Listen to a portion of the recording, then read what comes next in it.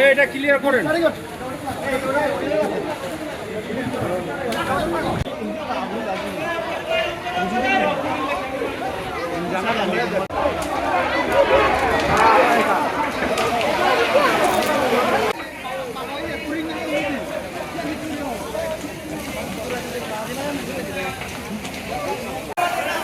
এটা বাড়ি রাখো, হ্যাঁ শুধু এটা অফ করে রাখো।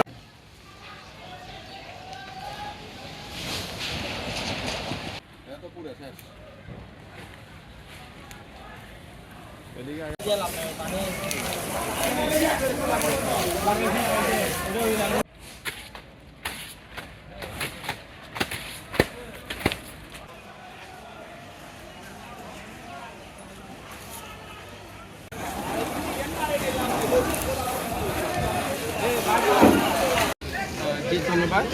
আমরা 3:10-এর দিকে আনুমানিক 3:10-এর দিকে আমি সংবাদ পাই পান্থেপাড়া উচ্চ বিদ্যালয়ে একটা অগ্নিকাণ্ড হয়েছে। তো আমরা সাথে সাথে দ্রুত আমাদের 5 কিলো এবং 7 কিলো আমরা 2টি ইউনিট সাথে সাথে আমরা মুভ করে আমরা এপিবিএন সংলগ্ন যে পান্থেপাড়া উচ্চ বিদ্যালয় আছে এখানে আমরা আসি পর্যবেক্ষণ করে দেখি এই স্কুলের যে পরিত্যক্ত যে ক্লাসরুমগুলো আছে এগুলোতে অগ্নিকাণ্ড সংঘটিত হয়েছে। তো আমরা সাথে সাথে আমাদের 5 কল দিয়ে আমরা ফার্স্ট অ্যাটাক করি।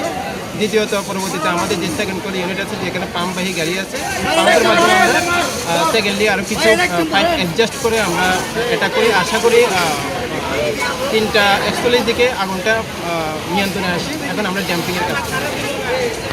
আর আগুনের ক্ষয়ক্ষতির পরিমাণ এখনও জানা যায়নি, এটা তদন্ত সাপেক্ষে ধরা যাবে।